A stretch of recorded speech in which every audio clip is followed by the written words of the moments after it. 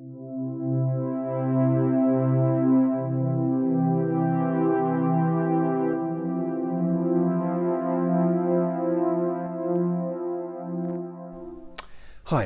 some thoughts for today, the 12th Sunday in Trinity. Let's go to Crete this morning, in fact, to a small village of Gonia, situated on a rocky bay. Near this village is a Greek Orthodox monastery, and next door is an institute dedicated to human understanding and peace. The site overlooks the small airstrip of Malimi, where German paratroopers invaded Crete and were attacked by peasants wielding kitchen knives and hay scythes. The retribution was terrible. Near the institute is a cemetery with a single cross, marking the mass graves of the Cretan partisans. Across the bay, on yet another hill, is the burial ground of the paratroopers. Hate was the only weapon the Cretans had at the end, and it was a weapon many vowed never to give up.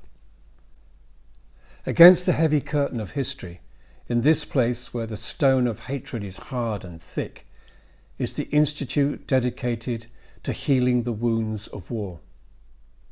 The institute is there because of one man's vision, energy and drive, Alexander Papaderos. He believed that the Germans and Cretans had much to give to one another, much to learn from one another. And so, despite many difficulties and much negativity, the Institute has become a vital and precious reality, a place of hope. One man who went there for the summer session to listen to Papaderos and experience his passion, courage and vivacity tells this story. At the end of his talk, he asked, "Are there any questions?" Our man asked, "Dr. Papaderos, what is the meaning of life?" People chuckled as they began to stir to leave. However, Papaderos held up his hand and stilled the room. There was silence as he looked hard at the questioner. "I will answer your question," he said. Then, taking his wallet out of his pocket, he pulled out a very small round mirror, about the size of a 10p piece. He said, "When I was a small child during the war, we were very poor and lived in a remote village.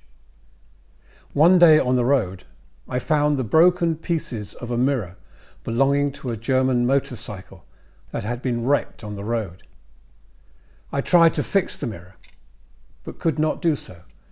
So I kept the largest piece, this one. By scratching it on a stone, I made it round. It became a toy, and I became fascinated by the fact that I could reflect light into dark places where the sun never shone, in dark, deep crevices and closets. It became a game for me to try and get light into the most inaccessible places I could find. I kept the little mirror, and as I went about my growing up, I would take it out and continue the challenge of the game. Then, growing into a man, it became a metaphor for what I might do with my life. I came to understand that I am not the light or the source of the light, but light, truth, understanding, knowledge is there, and it will only shine if I reflect it. I am a fragment of a mirror whose design and shape I do not know. Nevertheless, with what I have, I can reflect light into dark places of this world, into the dark places in the hearts of people, and maybe change some things in some people. Perhaps others may see and do likewise. This is what I'm about. This is the meaning of my life."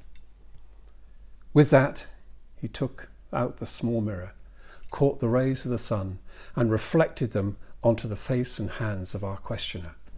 I believe God in Jesus is asking the same of us, to reflect his light and truth into not only the dark corners of the world, but also to the dark corners of our hearts. This may mean that we are swimming against the tide.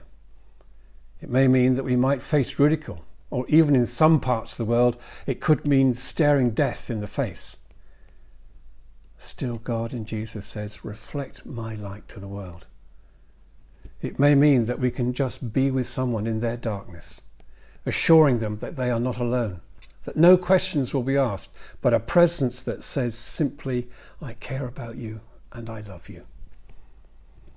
This we need to remember, that the mirror does not have to be perfect.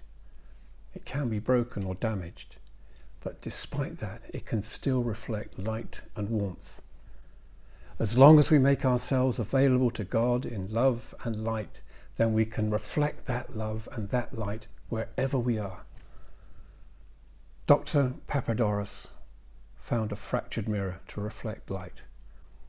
God in Jesus is looking for mirrors, you and me, to reflect his love and peace, to lighten darkness and to change hearts and lives, and thereby discover the meaning for our lives.